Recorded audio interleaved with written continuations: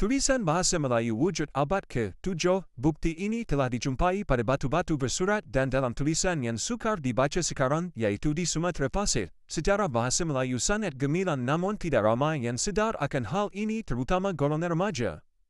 Sejarah membuktikan bahasa Melayu mempunyai beberapa sistem tulisan yang berasal dari Asia Tenggara dan juga yang dibawa dari luar seperti Timur Tengah dan Eropah. Terdapat beberapa pusat persuratan Melayu Islam yang kaya dan bertenaga yang lazimnya terletak di ibu negeri kerajaan-kerajaan Islam. Seperti Samudera Pasai pada tahun 1280-1400 m, Melaka 1400-1511 m, Aceh 1511-1650 dan Johor, Riau 1651-800. Prof. Nick Safia seorang tokoh bahasa berkata, bahasa Melayu yang wujud pada masa dahulu tidak jauh bezanya apabila dibandingkan dengan bahasa Melayu zaman sekarang.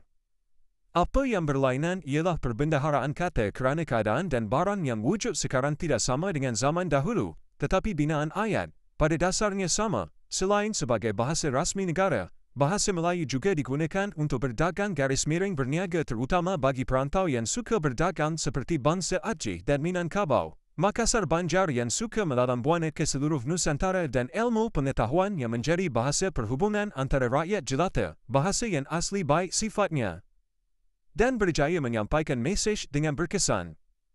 Bahasa yang memiliki nilai estetik yang tinggi dan mesejnya mengandungi unsur-unsur keindahan, serta susunan perkataan dan aspek rentak iramanya indah disebut bahasa yang indah.